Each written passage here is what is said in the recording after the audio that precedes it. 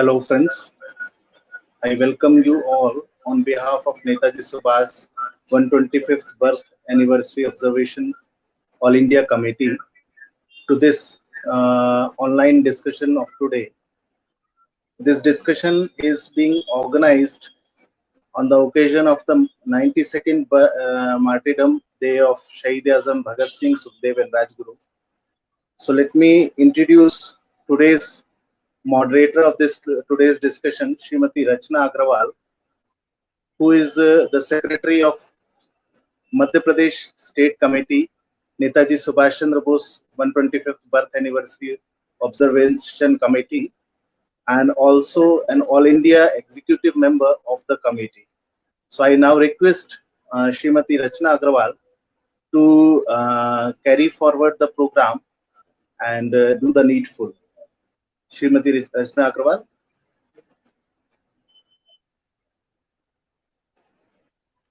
Thank you, sir.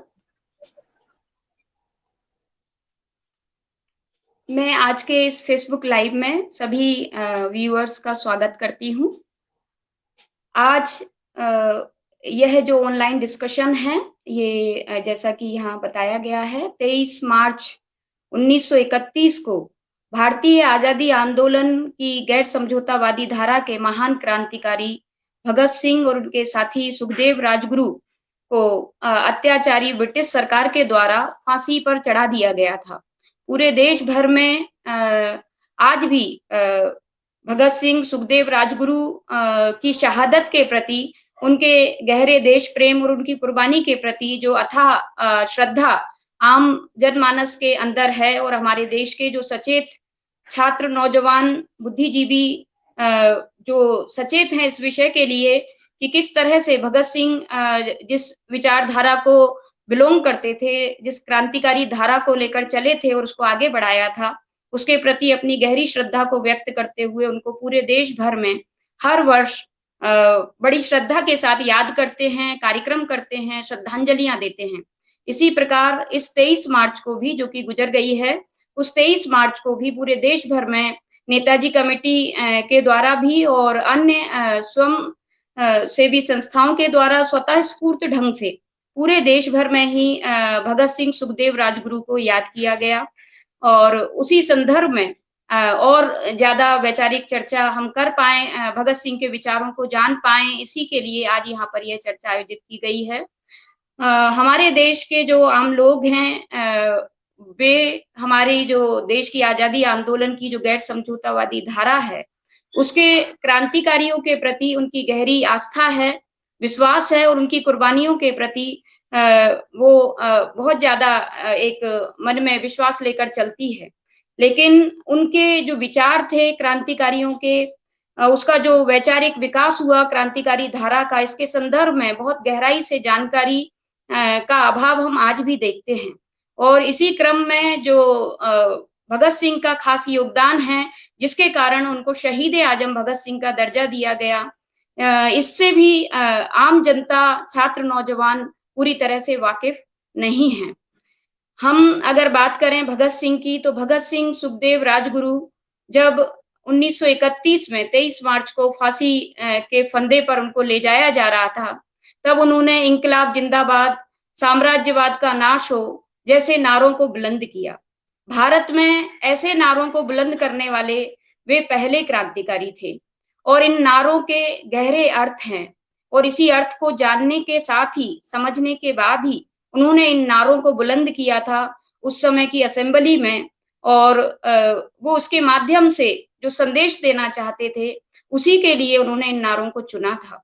और इसी तरह से अगर हम बात करें कि जब उनको फांसी के लिए ले जाया जाने वाला था, उसके पहले सोहन सिंह भकना, जो खुद एक क्रांतिकारी थे, गदर पार्टी से जुड़े थे और बंदी थे जेल में, जब उन्होंने भगत सिंह से पूछा कि क्या तुम्हारे रिश्तेदार तुमसे मिलने नहीं आए, तब भगत सिंह ने कहा कि मेरा खून का रिश्ता तो शहीदों से है, खुदीराम बोस, करतार सिंह सराहवा, ये है मेरे रिश्तेदार, ये खून वहीं से आया है और वहीं जा रहा है।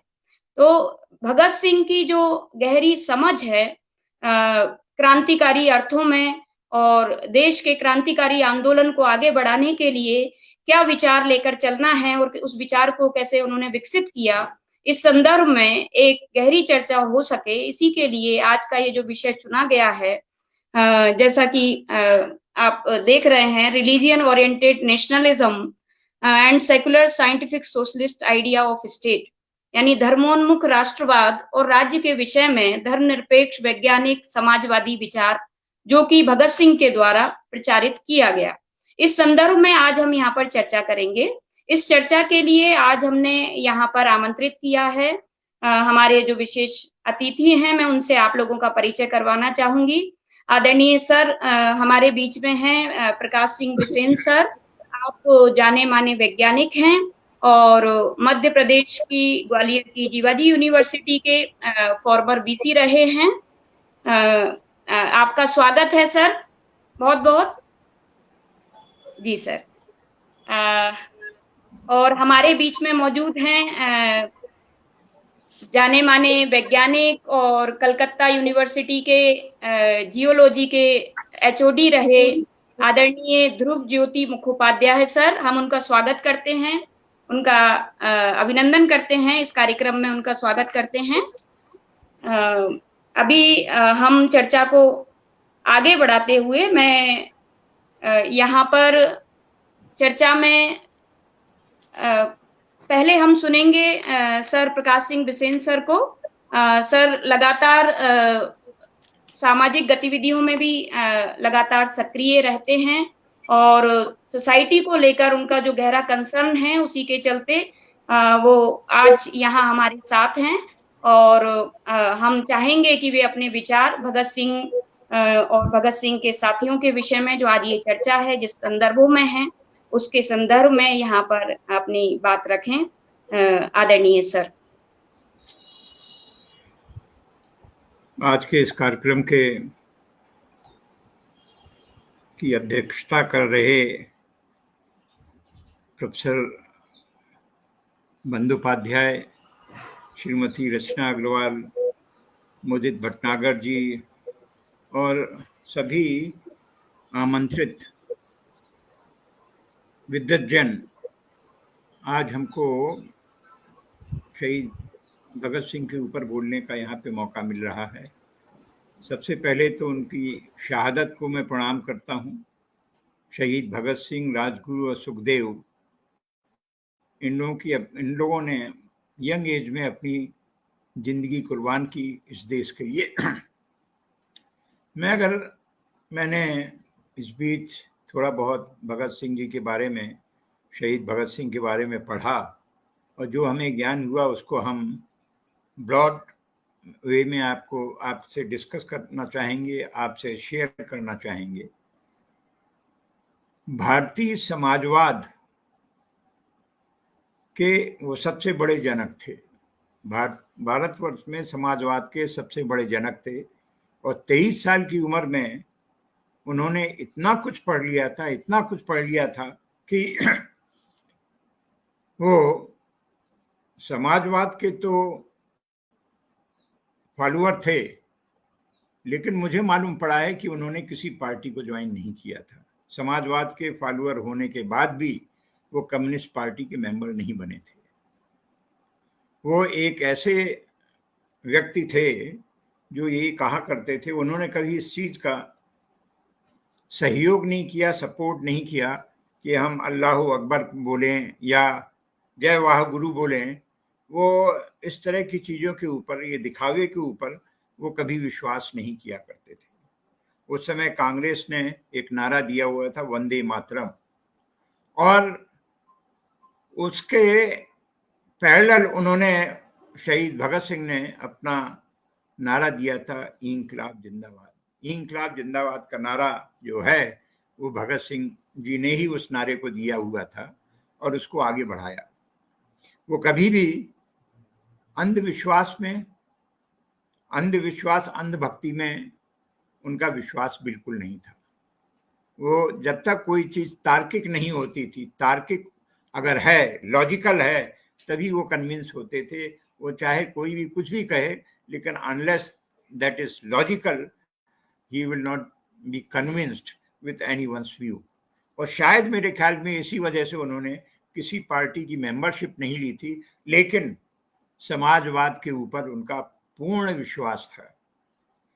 उन्होंने इवन जब उनको फांसी दी जा रही थी उसके ठीक पहले उन्होंने लेनिन की किताब मंगवाई और लेनिन की किताब पढ़ी।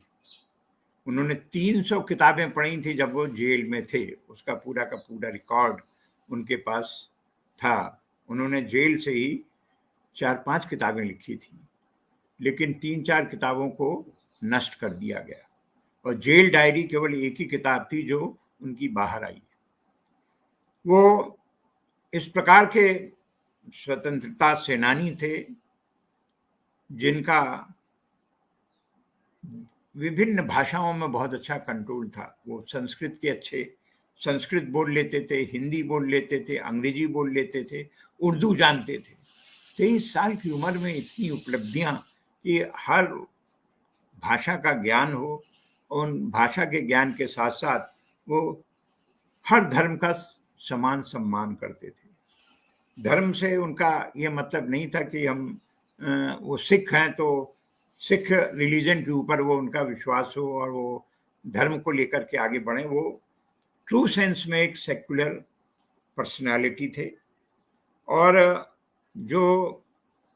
जिस व्यक्ति ने 23 साल की उम्र में इतना पढ़ लिया हो, भारतीय समाजवाद के ऊपर उनकी गहरी रुचि हो, बल्कि मैं कहूँगा कि स्वामी विवेकानंद, चंद्रशेखर और बाकी के लोग जो हैं समाजवाद के ज्ञाता उनके बाद हुए। वो तो 23 साल की उम्र में जब वो काफ़ी कुछ आगे बढ़ गए थे, उसके बाद ये लोग आगे बढ़े। और इस चीज़ का जिक्र सर पट्टाभी रमैया, जो कि उस समय कांग्रेस के अध्यक्ष थे, उन्होंने अपनी किताब हिस्ट्री ऑफ कांग्रेस में, history of Indian national Congress में भी इस चीज़ का जिक्र किया है कि भारतीय समाजवाद के बहुत बड़े ज्ञाता भगत सिंह थे और वो इकलौते और सबसे पहले व्यक्ति थे जिनका कि इसके ऊपर बहुत ज़्यादा विश्वास था। ये वही व्यक्ति थे जो कि वुमेन एम्पावरमेंट के ऊपर भी विश्वास करते थे और उनका ये कहना था कि भारत जब भी आज़ाद होगा तो सबसे पहले उसको जो फेस करना पड़ेगा एजुकेशन और हेल्थ सेक्टर में, अगर हमें आगे बढ़ना है तो इन चीज़ों के ऊपर हमको पूरा जोर देना पड़ेगा। उन्होंने ये भी कहा है अपनी किताब में, जो जेल डायरी, उसमें अगर आप पढ़ें, उसका मैंने कहीं जिक्र पढ़ा है कि भारतवर्ष को उसके बाद संयुक्त नेतृत्व, ग्रुप लीडरशिप को आगे बढ़ाना पड़ेगा और जब तक ग्रुप लीडरशिप नहीं बढ़ाई जाएगी तब तक हिटलरशाही आगे आएगी। उस समय हिटलर जो थे, उस समय उनका उदय हो रहा था जब इनको फांसी दी जा रही थी, तो उन्होंने इस चीज़ को उसमें जिक्र किया है कि सामूहिक नेतृत्व क्षमता हम लोगों को विकसित करनी पड़ेगी और उसको जब तक हम विकसित नहीं करेंगे तब तक आगे नहीं बढ़ पाएंगे। और स्वतंत्रता संग्राम के बाद उसमें मैंने कुछ कोट कहीं से लिया है, मैं उसको पढ़ना चाहता हूँ। हिंदुस्तान को पूरी आज़ादी भगत सिंह के अर्थ में नहीं मिली है। अंग्रेजों के काले कानून देश पर हावी हैं। सुप्रीम कोर्ट और हाई कोर्ट से लेकर मुख्यमंत्री और प्रधानमंत्री फतवे जारी करते हैं कि संविधान की रक्षा होनी चाहिए। संविधान में America, Australia, England, Canada, Switzerland, Germany, Japan वगैरह कई और देशों की अनुगूंज शामिल है, जिसमें विभिन्न विचारकों ने अपने अपने विचार रखे हैं। गांधी, भगत सिंह, लोहिया भी नहीं है। इसमें भारतीय समावेशी परंपराएं नहीं है। संवैधानिक विधायन को लेकर देश क्या किसी अंतर्राष्ट्रीय साजिश का शिकार हो गया है। भारत के स्वतंत्रता संग्राम सैनिकों ने संविधान की कितनी रचना की। सेवानिवृत्त ICS अधिकारियों, दीवान साहबों, राय बहादुर और कई पश्चिमाभिमुख विभिन्न बुद्धिजीवियों ने दरअसल मूठ पाठ रचा है। संविधान की पोथी का अपमान अभीष्ट नहीं है। रामायण, गीता, कुरान शरीफ, बाइबल और गुरु ग्रंथ साहब पर यदि बहस होती है कि इनके सच्चे अर्थ क्या हैं, तो जिस पोथी की आड़ में प्रशासन चल रहा है उसकी भी आयतों के मर्म को बहस के केंद्र में डालने का भी अधिकार जनता को लेना चाहिए। यही भगत सिंह का तर्क है। उन्होंने तर्क के बिना किसी भी विचार या निर्णय को मानने से परहेज किया। उनके तर्क में भावुकता है और भावना में तर्क है। भगत सिंह देश के शायद पहले विचारक हैं जिन्होंने दिल्ली के क्रांतिकारी सम्मेलन में कहा था कि सामूहिक नेतृत्व के जरिए पार्टी को चलाने का हमें सहूर सीखना होगा। यदि कोई चला भी जाए तो पार्टी नहीं बिखरे, क्योंकि व्यक्ति से पार्टी बड़ी होती है और पार्टी से सिद्धांत बड़ा होता है। देश को बार बार तमंचे भाजने वाला भगत सिंह क्यों याद कराया जाता है? यदि कोई थानेदार अत्याचार करे तो यह उत्तेजना भगत सिंह की ही है कि उसे गोली मार दी जाए। वह अजय देवगन या धर्मेंद्र के बेटे सनी देओल का पूर्वज संस्करण नहीं है। वह फिल्म के इतिहास में नहीं, इतिहास की फिल्म के नायक के बतौर जीवित रहेंगे। तो मेरे कहने का मतलब यह है कि स्वतंत्रता संग्राम, स्वतंत्रता के बाद भी हमारे देश में इस प्रकार का कोई विचारक नहीं आया। भगत सिंह, शहीद भगत सिंह, चंद्रशेखर, ये लोग सब स्वतंत्रता के पहले के स्वतंत्रता संग्राम सेनानी थे। ईमानदारी से देश की स्वतंत्रता के लिए लड़ रहे थे। भ्रष्टाचार नहीं था, सिद्धांतवादी थे, तर्कवादी थे।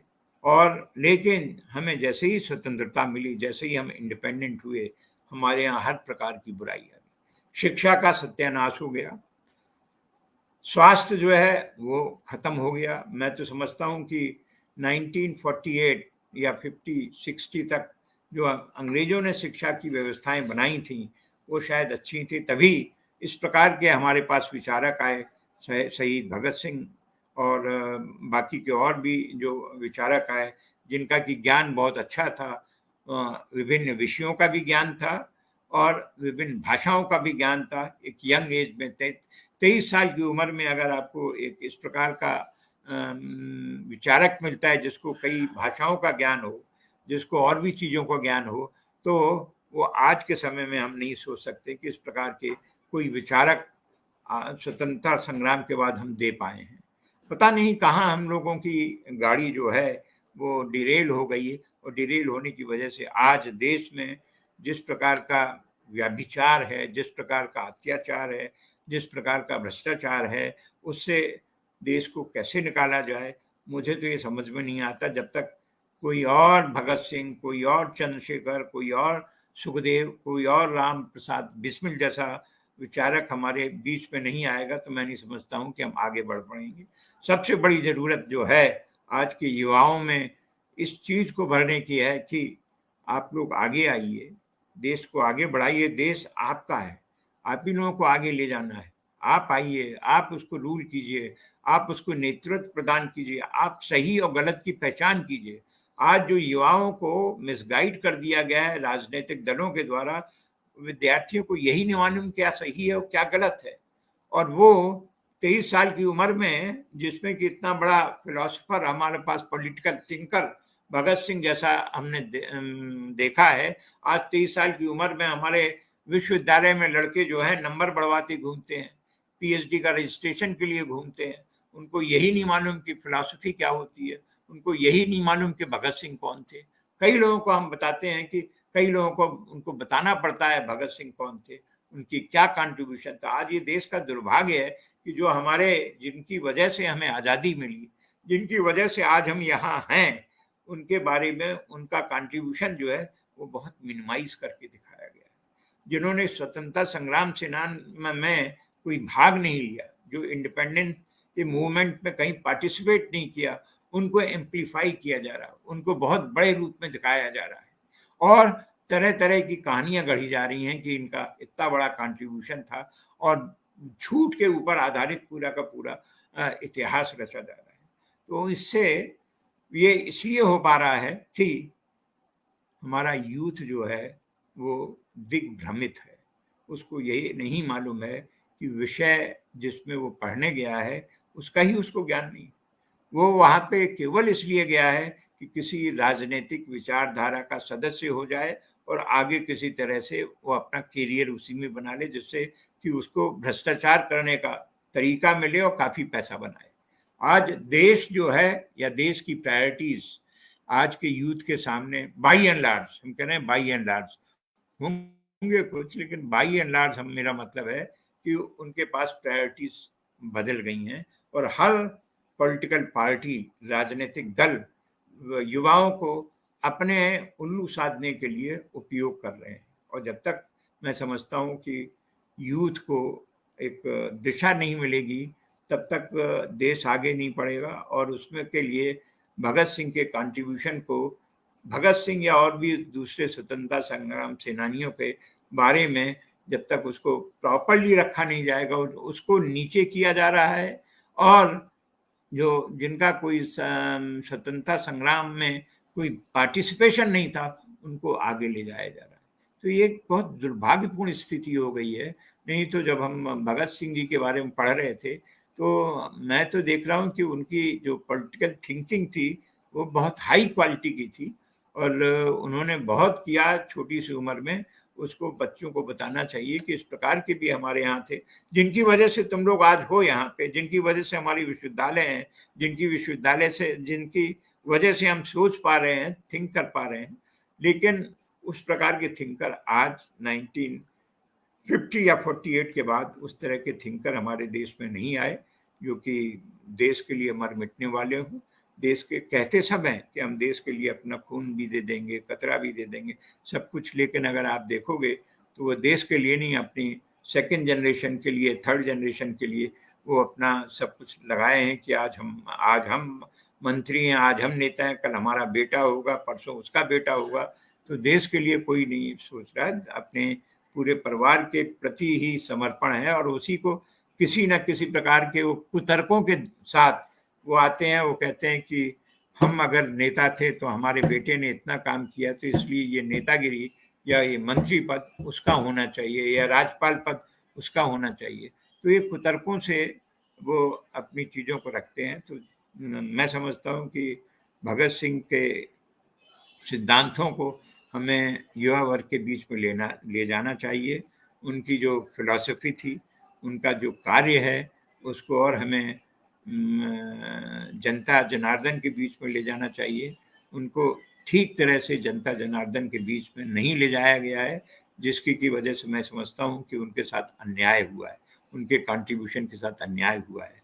मुझे याद है एक बार मैं कभी न्यूज़ में पढ़ रहा था कि जो शहीद भगत सिंह, जहाँ पाकिस्तान में एक एरिया है उसका नाम उन्होंने भगत सिंह के नाम पे रखा, जबकि वो लोग बहुत ज़्यादा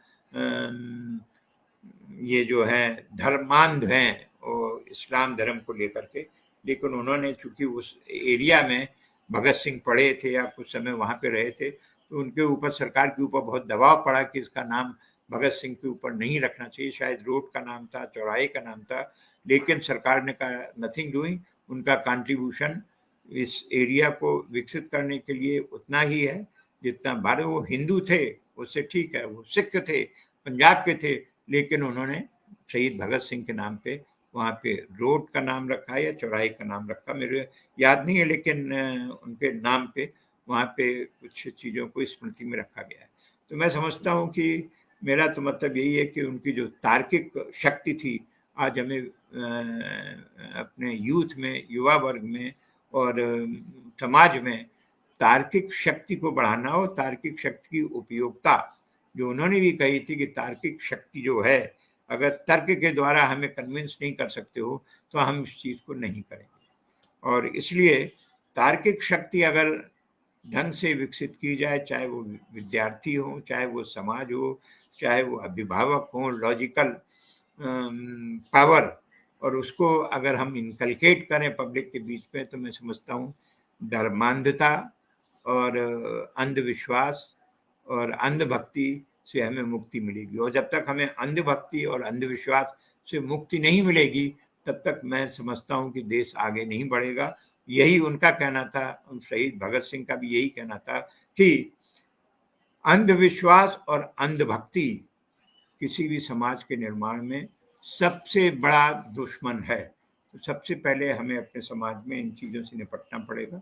और यही मैं ये कहना चाहूँगा कि यही एक बहुत बड़ा लेसन है भगत सिंह की पूरी हिस्ट्री में, जो भी मैंने पढ़ा है उनका यही था कि समाजवाद और तार्किक शक्ति, इनके बिना समाज का विकास होना बहुत मुश्किल है। और ये हम अपने देख रहे हैं कि पिछले 72 साल में हम जिस चीज़ को बढ़ा रहे हैं, धर्मांधता, अंधविश्वास, अंधभक्ति, उसी की वजह से ये सब चीज़ें आगे हमारा देश आगे नहीं बढ़ रहा है। और मैं चाहूँगा कि इस चीज़ को आगे बढ़ाया जाए तो समाज का बहुत भला होगा और समाज आगे बढ़ेगा। इन्हीं शब्दों के साथ मैं आप सबको बहुत बहुत धन्यवाद देता हूँ कि मुझे आप लोगों ने बोलने का मौका दिया।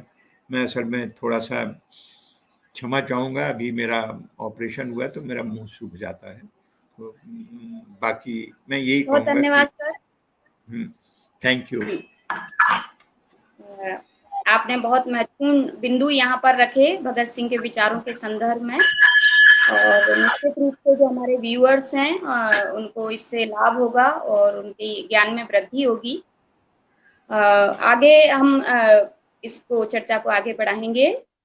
इस चर्चा में जैसा कि आदरणीय बिसेन सर के द्वारा जो बिंदु लाए गए अपनी चर्चा के अंतिम दौर में, उन्होंने बताया कि भगत सिंह की जो जेल बुक नोट जो डायरी थी उसमें से हमें पता चलता है, उसमें जितने उस समय के तत्कालीन महान लेखक थे, महान चिंतक थे, उन सभी के विचार उसमें नोट हैं। और उन्होंने उन किताबों को पढ़ा और उनकी ऐसी अनेकानेक किताबों को उन्होंने पढ़ा, विचारों को पढ़ा, और उनको अपनाकर ही उनका जो विचार है वो भारत के संदर्भ में क्या हमारा विचार होगा, क्या विचारधारा होगी, क्या हम सिद्धांत लेकर चलेंगे जिससे कि हमारे देश को आगे बढ़ाया जा सकता है, इसी की के विषय में जो उनका रात दिन का जो गहरी चिंता थी, उसी को हम इसके अंदर देखते हैं। और इसी में हम देखते हैं उनका वैचारिक विकास जो कि लगातार जो है आगे बढ़ता है। और जैसा कि उन्होंने 17 वर्ष की आयु से ही लेखन के क्षेत्र में जो है उनका हम लेख पाते हैं, तमाम अलग अलग विषयों पर वो लिखते रहे और बहुत कम समय उनके पास था, लेकिन उस समय में भी उन्होंने जो लिखा है वो उनके विचारों का जो इतनी ऊंचाई थी उसको हमें बताता है, उसमें उसका रिफ्लेक्शन मिलता है, जिसमें हम देखते हैं कि उन्होंने एक लेख लिखा है, मैं नास्तिक क्यों।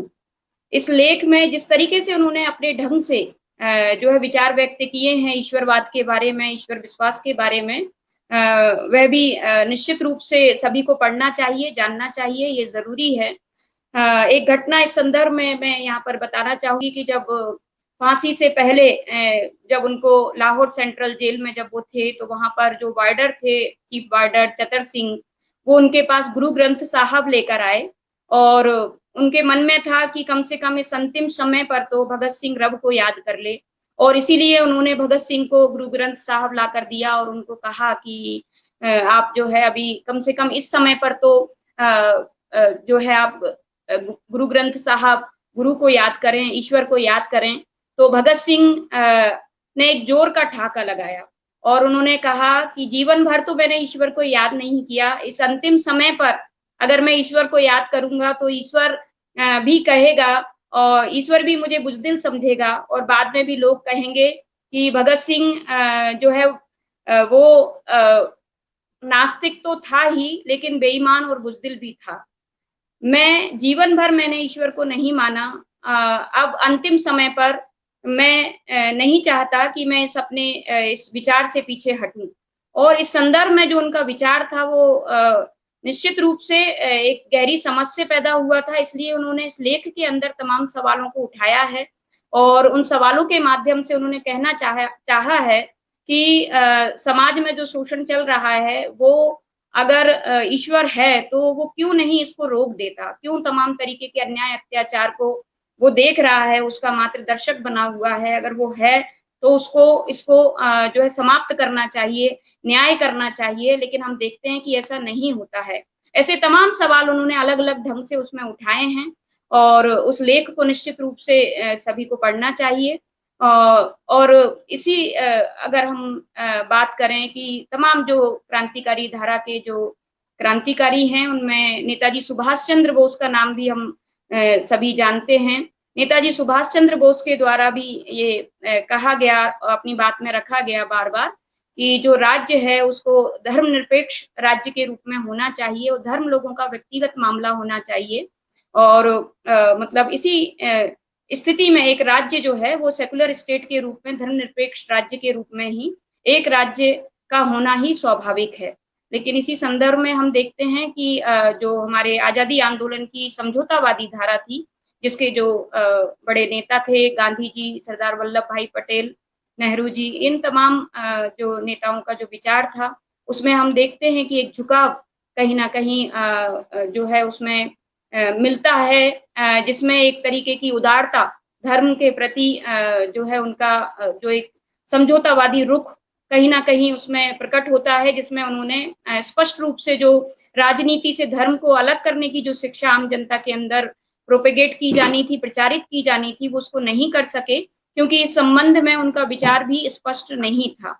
लेकिन इसी संदर्भ में और भी जो उस समय के लेखक थे, शरद चंद्र, उनके द्वारा भी इस बात को उठाया गया कि जिनको सन्यासी होना चाहिए था वो आज जो है राजनीति में है। ये दुख की बात है, क्योंकि चाहे वो इस देश के महान लेखक शरद चंद्र हों या भारतीय नवजागरण काल के महान मनीषी ईश्वर चंद्र विद्यासागर हों, उन सभी के द्वारा इस विषय को अच्छे ढंग से उठाया गया। समाज में इस विचार को ले जाने की कोशिश की गई कि धर्म और आस्था ये व्यक्तिगत विषय हैं और व्यक्तिगत जीवन में लोग इसका पालन कर सकते हैं, लेकिन राजनीति के क्षेत्र में, राज्य के क्षेत्र में धर्म का कोई मतलब धर्म का कोई महत्व या धर्म का कोई स्थान नहीं होना चाहिए। इस बात को उन्होंने स्पष्ट रूप से कहा है और ये जो विचार उनके लेखबद्ध रूप में, उनके लेखों में, उनके किताबों में हमें मिलते हैं और इसको निश्चित रूप से पढ़ा जाना चाहिए।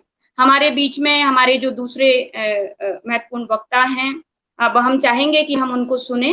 आदरणीय ध्रुव ज्योति मुखोपाध्याय सर, आप HOD रहे हैं, जियोलॉजी कलकत्ता यूनिवर्सिटी से हैं और आप नामी वैज्ञानिक भी हैं। सर हमारे बीच में हैं। जी सर, हम चाहेंगे कि अब हम सर के विचारों को सुने। आदरणीय sir. Professor Bishan, Mudit Bhatnagar, Rachna Agarwal, and all the others who are listening to this webinar, paying deep respects to all of you, I will say a few words on Bhagat Singh. Firstly, I think it is very befitting that the All India Netaji Subhash Chandra Bose 150th birth anniversary celebration committee has organized this webinar on the great revolutionary Bhagat Singh, because Netaji had high respect for Bhagat Singh, and on the day just before his execution, he rushed to Gandhiji with the appeal to put pressure on the British government to stay the death sentence. Sadly, his effort did not succeed, and Bhagat Singh was sent to gallows on March 23rd, 1931. With his indomitable courage, flaming patriotism, and unshakable ideological convictions, Bhagat Singh was one of the most luminous characters in our freedom struggle. He refused to accept his father's plea to send a mercy petition to the British governor and walked to the gallows with head held high. Just a day before his execution, he wrote, "My name has become a symbol of Indian revolution. If I try to escape gallows, this will come before them as a weakness, and a symbol of revolution will get tarnished or perhaps may vanish altogether. On the other hand, if I mount the gallows boldly and with a smile, that will inspire Indian mothers, and they will aspire that their children should also become Bhagat Singh. Thus, the number of persons ready to sacrifice their lives for the freedom of our country will increase enormously. Even facing death, his sole concern was to advance the Indian Revolution. His execution was followed by a surge of people's protests and agitations all over the country. With deep respect and love, his countrymen adorned him with the title Shaheed-E-Azam, the martyr extraordinaire. Bhagat Singh grew up in such a milieu that from a very tender age, a strong desire was instilled in him to fight for the freedom of the country. His father, his uncles were freedom fighters and were incarcerated in British jails. Prominent freedom fighters like Lala Lajpat Rai, Rashbihari Bose, Kartar Singh Sarawa were regular visitors to his family home, and their life struggle enthused young Bhagat. The heinous massacre of the Jallianwala Bagh shook the 12-year-old Bhagat to the core, and he vowed to devote himself to the mission for ousting the British from India. As you know, Rachana Agarwal has also mentioned this, that there were two distinct trends in our freedom struggle. One was the compromising trend led by Gandhiji. It is not that they were less patriots, but their credo was to achieve freedom through appeals, petitions, dialogues, and they believed that the British can be driven out through non-violent movements. The other trend was of the revolutionaries who believed that the British can be driven out only through armed struggle. In 1922, after Gandhiji called off the surging non-cooperation movement because of some violent incident at Chaura Chaura, the revolutionaries were very disappointed, and there were loud protests from all sections of people all over the country. And the revolutionaries heightened their activities. Yogesh Chandra Chatterjee and Shochindranath Sanyal built up the Hindustan Republican Association, or sometimes also called Hindustan Republican Army, HRA, to organize armed actions and thereby overthrow the colonial rule. Meanwhile, the Bolshevik Revolution took place in 1917, and it inspired the revolutionaries to recognize the importance of workers and peasants in the revolutionary struggles. This thinking was reflected in the HRA's 1924 Constitution and Manifesto, which is known as the famous yellow paper because it was printed on a yellow sheet. So this yellow paper declared that the HRA would wage struggle to organize workers and peasants for revolution, and the goal was to establish the Federal Republic of United States of India. Chandrasekhar Azad, Ram Prasad Bismil, Vishnu Sharan Dublish, Asfakullah Khan, Thakur Roshan Singh, and many others joined this organization. The HRA organized some daring armed actions.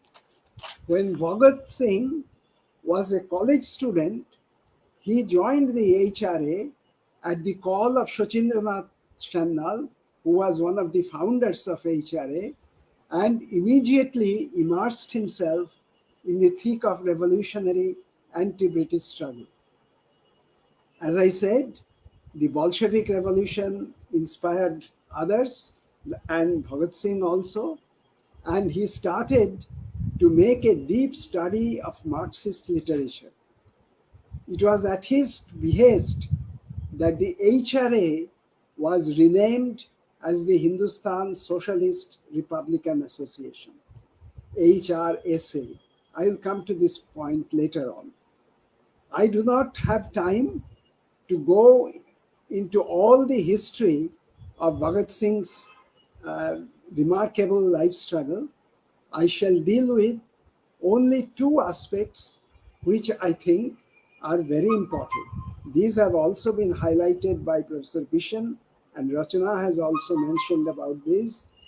These are the themes also chosen by the organizers for this webinar. I like to draw your attention to the fact that the nationalist movement in our country could not free itself from the religious thoughts and ideas.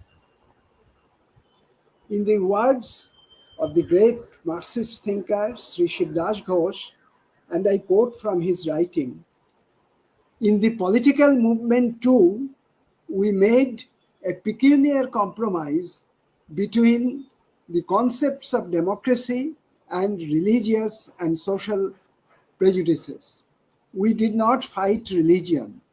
We could not bring to the fore the new thoughts and ideals of nationhood and nationalism, freeing them from the shackles of religion.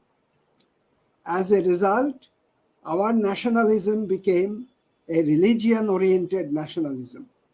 And under the circumstances, quite naturally, it became a Hindu religion-oriented nationalism," unquote.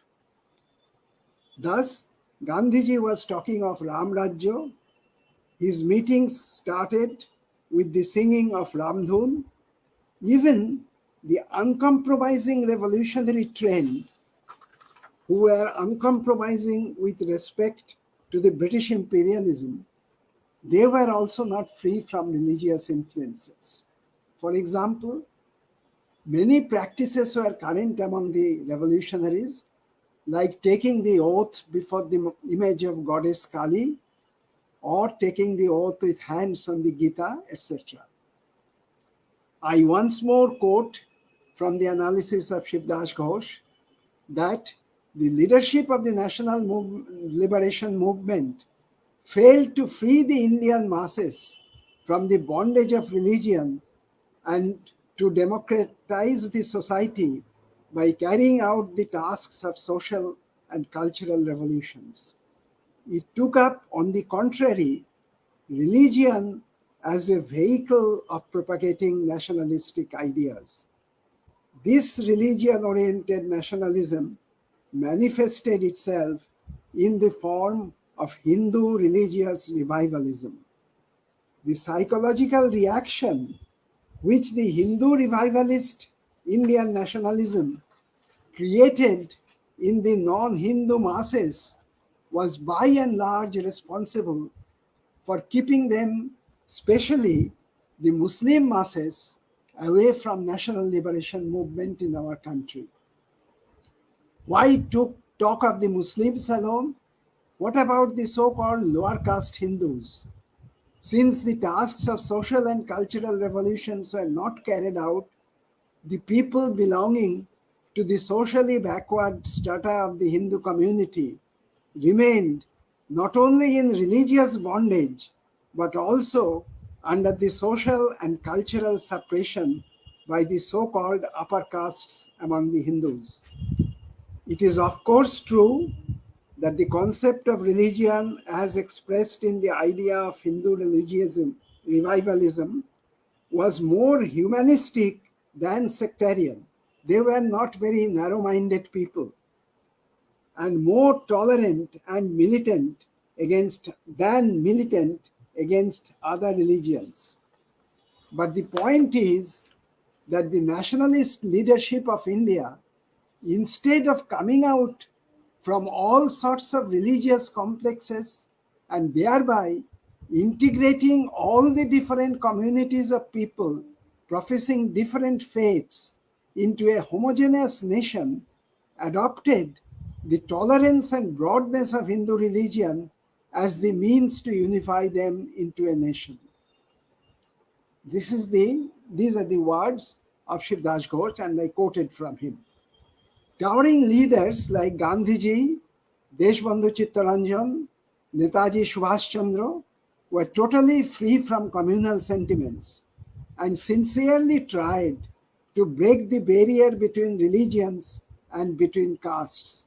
But there were only a few, and that was not sufficient. It could not influence the life of the freedom fighters who joined in thousands. It could not stir the ideological movement at the root to make it capable enough to cut through the knot in the national mental complex. And the British took advantage of it to foment mutual distrust and communal strife. Organizations like Muslim League and Scheduled Caste Federation were born, and they received patronage, British patronage. Bhagat Singh represented a distinct departure from this religion-oriented nationalism. That is one of Bhagat Singh's greatest contributions. Through conscious struggle and serious introspection, he freed himself from the religious bondage and became an atheist. In the historic essay, Why I Am an Atheist, which Rachana Agarwal has also referred to, written while he was in jail, he wrote, these are Bhagat Singh's words, "After a long debate with myself, I reached the conclusion that I could not even pretend to be a believer, nor could I offer my prayers to God. No, I never did it. It was a time of trial, and I would come out of it successful. Never for a moment did I desire to save my life. So I was a true atheist then, and I am atheist now." It was not an easy task to face that ordeal. Beliefs make it easier to go through hardships, even make them pleasant.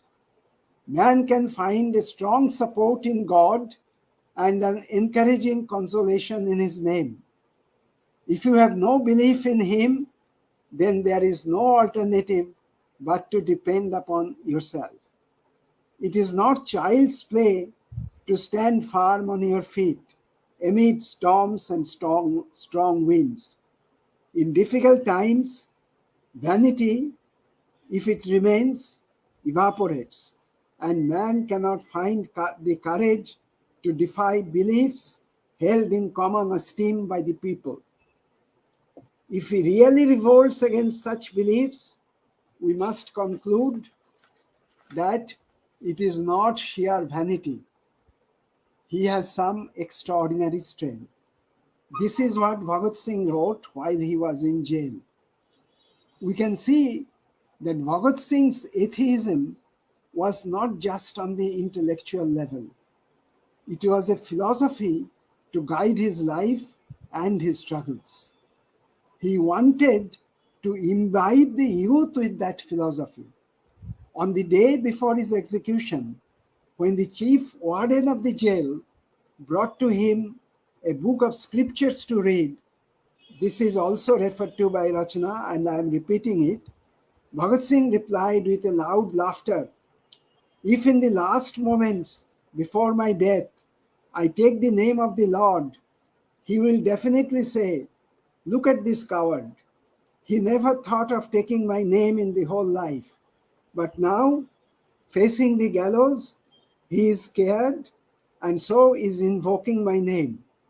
Far better it will be that I leave this world in the same manner as I have lived in it.' It is true that some people have condemned me as an atheist, but at least nobody will call me a coward or a traitor to my beliefs." His deep conviction was based on reason tempered with emotion. He wrote, "I need no opiate to meet my end. I am a realistic man. I want to overpower this tendency in me with the help of reason. Being atheist, I ask a few questions from theists. If, as you believe, there is an almighty, omnipresent, omniscient God who created the earth or universe, please let me know first of all as to why he created this world which is full of war and grief and countless miseries, where not even one person lives in peace. Pray, don't say it is his law. If he is bound by any law, he is not omnipotent. Nero burnt one Rome. One Genghis Khan killed a few thousand people to seek pleasure. Now, how will you justify your all-powerful eternal Nero, that is God, who every day, every moment, continue his pastime of killing people? How can you support his doings, which surpass those of Genghis Khan in cruelty and in misery inflicted upon people? I ask, why the Almighty created this world, which is nothing but a living hell, a place of constant and bitter unrest? Why did he create man when he had the power not to do so? Have you any answer to these questions? I ask, why your omnipotent God does not hold a man back when he is about to commit a sin or offense? Why did he not kill warlords? Why did he not obliterate the fury of war from their minds?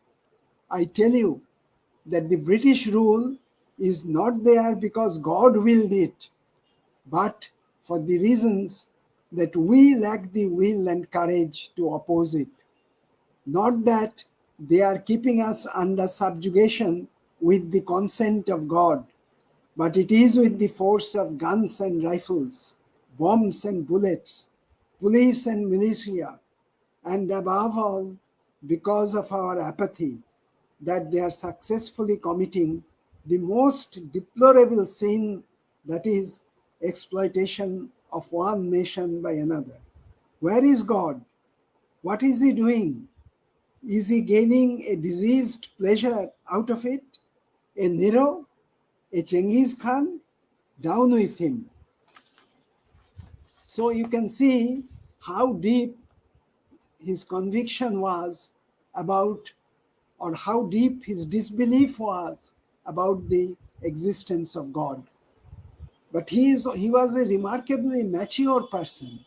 He thought about the origin of religion and the idea of God. He thought about these problems very deeply and said, I do not differ on the essential point that all religions, faiths, theological philosophies, and religious creeds, and all other such institutions, in the long run, become supporters of the tyrannical and exploiting institutions, men and classes.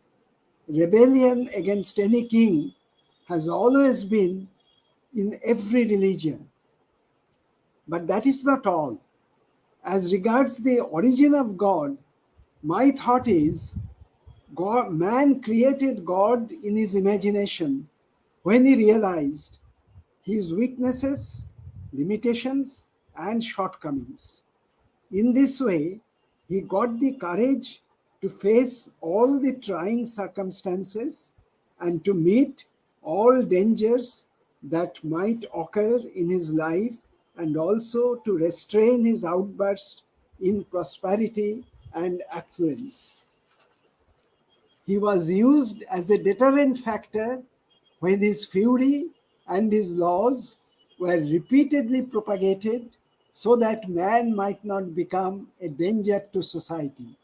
He was the cry of the distressed soul, for he was believed to stand as father and mother, sister and brother, brother and friend, when in time of distress, a man was left alone and helpless. This was a very characteristic feature of Bhagat Singh. Professor Bishan has already referred to this aspect of Bhagat Singh's character. He was a Tarkik. He did not believe anything without reasons. So his atheism was also not just a loose thought. It was based on deep study and deep reasoning. We marvel at the maturity of his philosophic thoughts. Remember, he thought about these things when he was only a 25 years old young man. He did not sink into idealism while discussing the origin and role of religion. One of his closest, and not only that, he put this his disbelief in God in practice also. One of his close associates, Yashpal, wrote about Naujawan Bharat Sabha, the organization that Bhagat Singh built. Yashpal said, in his political activity, Naujawan Bharat Sabha considered the work of cementing communal unity with utmost importance.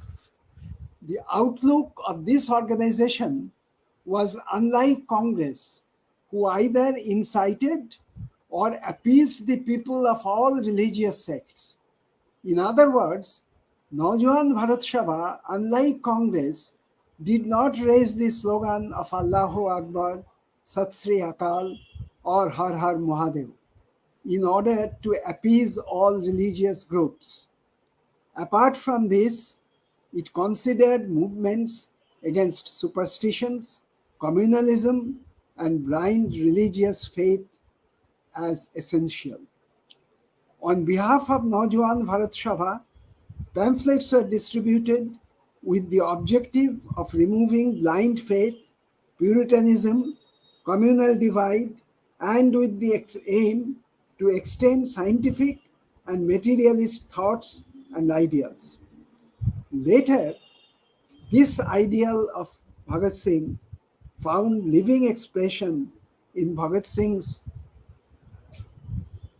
legacy, Netaji's Azad Hind Fauj, where he strictly followed a secular outlook and never let religion interfere with the working of the Fauj. But the main trend of our freedom movement in the country remained religion-oriented nationalism. So it is a tragedy that the trend of secularism, the trend of politics, education, social life, divorced from religion, separated from religion, did not gain prominence in our country, in our national liberation struggle. And the leaders of the compromising trend, it is they who come to power when India became free.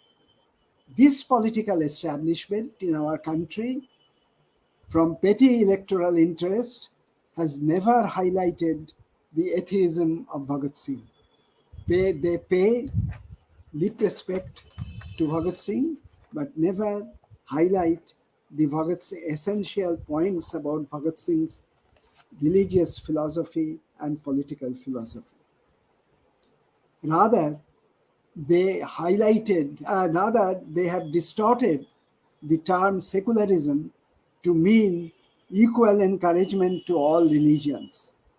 True secularism means that religion would have no role in politics, nor in social activities, nor in education system. Religion is to remain the personal affair of an individual. State would neither promote nor oppose religion. Today, when our society is under attack from religious fundamentalists, when Hindu identity is being propagated as national identity, we need to cultivate Bhagat Singh's secular ideas and propagate these among the people and try to use it as a weapon in our fight against all forms of religious fundamentalism. The other aspect that I would like to highlight is Bhagat Singh's political philosophy. The revolutionaries in our freedom movement stressed on individual bravery, tenacity, determination, intense patriotism, and self-sacrifice. But they did not place much importance on mass organization and mass actions. So theirs were individual acts of extreme bravery and total self-sacrifice. Bhagat Singh was the first in the revolutionary trend who felt the necessity of mass organization, mass awakening, and mass revolution instead of isolated, sporadic action programs. Bhagat Singh was deeply, as I mentioned already, Bhagat Singh was deeply influenced by the Bolshevik Revolution and by the writings of Marx and Lenin. There is this famous anecdote that just before his execution, he was reading a book by Lenin. And when the jailer came to take him, he replied, "Give me a few moments. One revolutionary is talking with another revolutionary." So he unhesitatingly opposed the compromising trend of Gandhiji and his creed of ahimsa.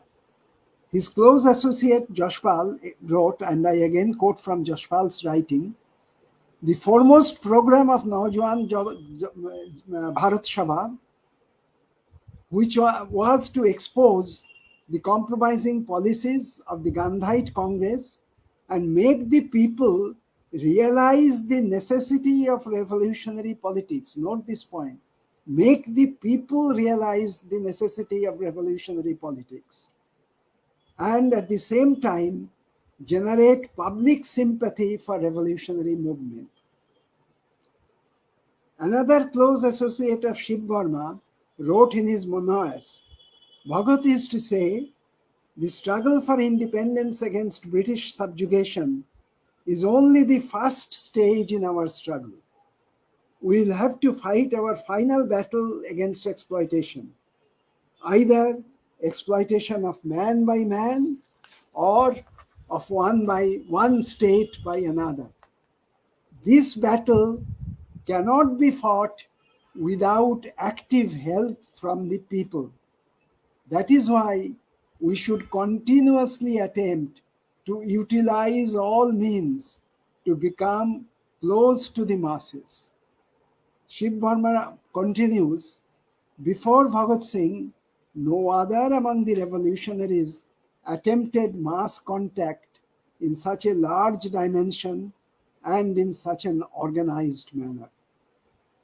He also reminisces, Bhagat Singh said, "To provide our movement with a mass base, we have to take our intention to the masses, because unless we succeed in securing the support of the masses, it will not be sufficient anymore to kill one or two British officials or government informers and an approver in the old style. We'll have to discard this style of functioning." It shows how close Bhagat Singh was to Marxist way of thinking. The tasks he outlines is the task which a Marxist or a working class party would write these days in the 20th and 21st century. Towards the end of 1928, he took the initiative to recognize the HRA, the Hindustan Republican Association, which was founded earlier and which Bhagat Singh later joined. So he wanted to reorganize the HRA, uniting the different revolutionary groups to form a new party. At his initiative, the new party was named as Hindustan Socialist Republican Association, not just Hindustan Republican Association. His proposals were, he outlined them in one point by point. First point, it is high time to boldly declare socialism as our declared goal. See how categorical he is in his statement. 2, the name of the party should be changed accordingly to make the people aware of our ultimate aim. 3, we should undertake only such actions which might have direct relationship with the demands and sentiments of the people. And we should not fritter our time and energy in killing petty police officials or informers. For funds, we should lay our hands on government money and avoid, as far as possible, actions on private houses and non-governmental institutions. You know, in the earlier days, the revolutionaries used to get their funds by daring raids on the homes of rich people or the big shops or the trains, etc. The fifth point that he highlighted, the principle of collective leadership should be strictly observed. See, he moved away from the individual leadership, which was the high point of the revolutionary trend prior to Bhagat Singh, to collective leadership. In the historic incident of 1929, the famous one where Bhagat Singh and Batukeshwar Datta threw bombs in the central hall of the Legislative Assembly, and after throwing the bomb, they shouted slogans, "Long live revolution," "Down with capitalism, imperialism," and circulated leaflets that stated, so I'm quoting from that leaflet which Bhagat Singh and Batukeshwar Datta circulated in the central hall of the Legislative Assembly. It takes a loud voice to make the deaf hear. With these immortal words, uttered on similar occasion by Valiant, a French anarchist martyr, do we strongly justify the action of ours and let the government know the lesson often repeated by history, that it is easy to kill individuals, but you cannot kill the ideas. Great empires crumbled, but the ideas survived. Bourbons and Tsars fell, while the revolution marched ahead triumphantly. The great revolution will bring freedom for all by ending exploitation of man by man. Lives of some individuals are to be sacrificed at the altar of the great revolution. It is an inevitable truth. Next day, in the Delhi Session Court, refuting all accusations against him, Bhagat Singh declared, you recall that Bhagat Singh and Batukeshwar Datta did not flee from the scene of the bombing at the Central Hall. They offered themselves to be captured, and they were produced in court the next day. And in the court, Bhagat Singh, he refuted all accusation against him and declared, we deliberately offer ourselves to bear the penalty for what we had done and to let the imperialist exploiters know that by crushing individuals, they cannot kill ideas. By crushing two insignificant units, a nation cannot be crushed. Gallows and the Siberian mines could not extinguish the Russian Revolution. By revolution, we mean the ultimate establishment of an order of society which may not be threatened by such breakdown, and in which the sovereignty of the proletariat should be recognized, and a world federation should redeem humanity from the bondage of capitalism and misery of imperial wars. This is our ideal, and with this ideology as our inspiration, we have given a fair and loud enough warning. Revolution is an inalienable right of mankind. Freedom is an imperishable birthright of all. Labor is the real sustainer of society, the sovereignty of the ultimate destiny of the workers. For these ideals, for this faith, we shall welcome any suffering which we may be condemned, to which we may be condemned. At the altar of this revolution, we have brought our youth as incense, for no sacrifice is so too great for so magnificent a cause. These words stir us even today. His essay, The Philosophy of Bomb, is the rebuttal to Gandhiji's criticism of the revolutionaries' armed actions. It is a wonderful exposition of Bhagat Singh's political philosophy. With deep conviction, he writes, the revolutionaries believe that the deliverance of their country will come through revolution. The revolution they are constantly working and hoping for will not only express itself in the form of armed conflict between the foreign government and its supporters and the people, it will also usher a new social order. The revolution will ring the death knell of capitalism and class distinctions and privileges. It will bring joy and prosperity to the starving millions who are seething today under the terrible yoke of foreign and Indian exploitation. It will bring the nation into its own. It will give birth to a new state, a new social order. Above all, it will establish the dictatorship of the proletariat and will forever banish social parasites from the seat of political power. It is clear that Bhagat Singh was moving away from the style of functioning of his preceding revolutionaries. From individual actions, he was veering towards mass actions. Inspired by the Bolshevik Revolution, he was contemplating mass participation in bringing about socialist revolution along with freeing the country from British rule. How close he came to the Marxist thinking is evident from his last appeal to the young political cadres, penned less than 2 months before his execution. The real revolutionary armies are in the villages and in the factories, the peasantry and the laborers.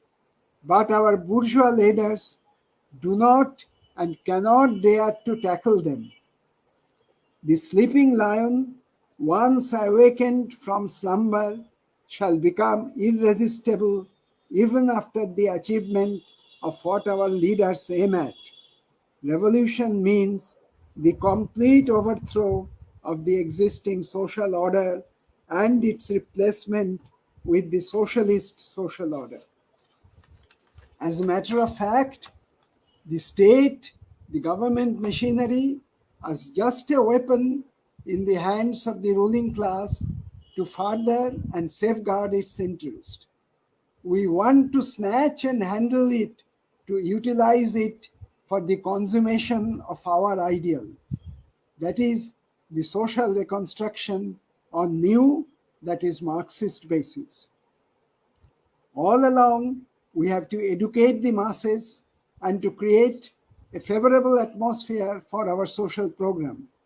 In the struggles, we can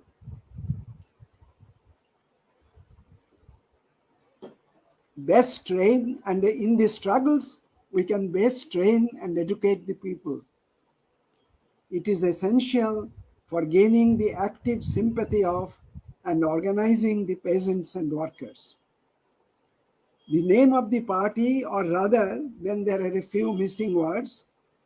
He perhaps named a party, and then he writes a communist party.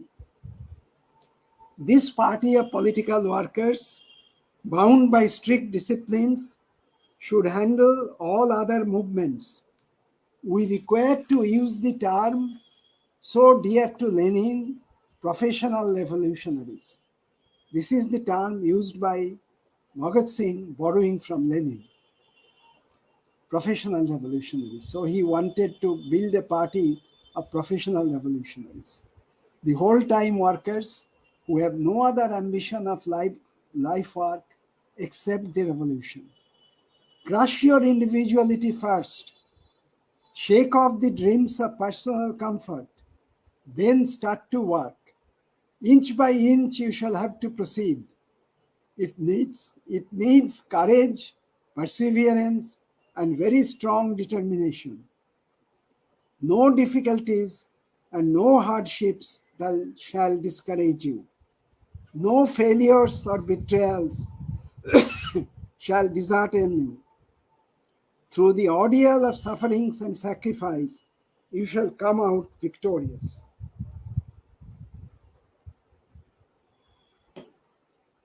In his words and deeds, Bhagat Singh, even at such a young age, showed remarkable maturity and wisdom, and he clearly showed the potentiality to emerge as a true Marxist leader. As a true Marxist leader, guiding the national liberation struggle towards socialist revolution. But it is a tragedy that his life, with such great promise, was extinguished at such an early age. The legacy of Bhagat Singh was later carried by Netaji Subhash Chandra Bose, who was also attracted to socialism and tried to unite all the leftist forces as an alternative against the compromising leadership of the Congress. And with this idea of an armed struggle, he built up the Azad Hind Fauj later on. I am not going into the details of Netaji Subhash Chandra Bose's struggles. However, it is unfortunate that those who were trying to build up a communist party in India, that attempt had already started. Bishan Singh had mentioned about the fact that Bhagat Singh did not join the Communist Party, but there is a story behind it. Those who were trying to build up the Communist Party of India failed to understand the revolutionary kernel of Bhagat Singh's personality, and they branded him as a terrorist. So they said that Bhagat Singh's individual actions is like that of a terrorist. This is what Muzaffar Ahmed, who was one of the founders of the Communist Party of India, talked about Bhagat Singh. Nor did they later lend support to Netaji Subhash Chandra Bose's endeavor to combine the leftist forces in the freedom struggle. Instead of making a united front with the uncompromising revolutionary groups, they objectively helped the compromising forces to consolidate their strength. So a great possibility could not come to fruition. But that is another story. Today, we are living in a country free from British occupation. But is it the free India Bhagat Singh dreamt of? The British rule is replaced by the rule by another set of exploiters. These rulers are eloquent about democracy, prosperity, development, progress, and the pliant media parrot their words. But millions of our countrymen go hungry day by day. They have no shelter, no medical care, no education. Democratic protests are suppressed by brutal force, brutal police onslaughts, just as in the British days. Dissenters are incarcerated in jails under the same sedition law which were enacted by the British and used against the revolutionaries in our freedom movement. In today's India, another thing has been added to this, that is the religious fanaticism in running the state.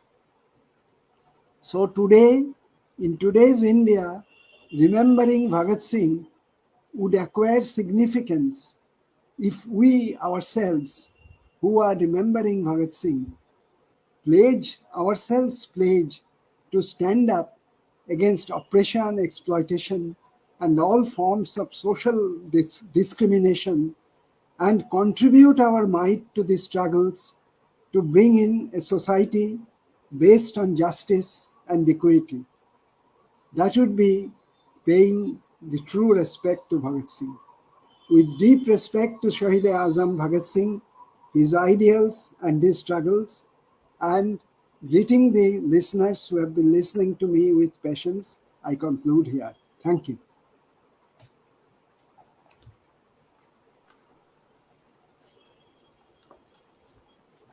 Thank you sir.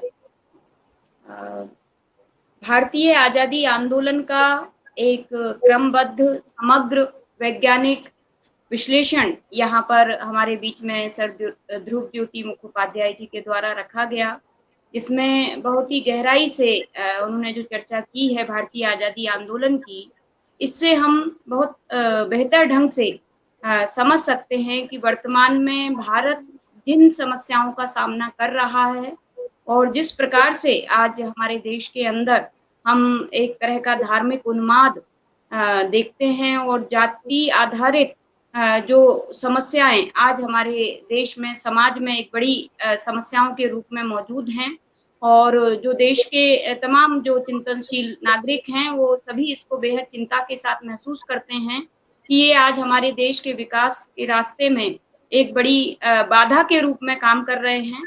और हमारे देश की जो राज सत्ता है, जिस तरीके से आज जिन लोगों के हाथों में है और जिस तरह से उसका उपयोग किया जा रहा है सत्ता का, निश्चित रूप से हम सभी उसके लिए आज जो है एक चिंता महसूस करते हैं।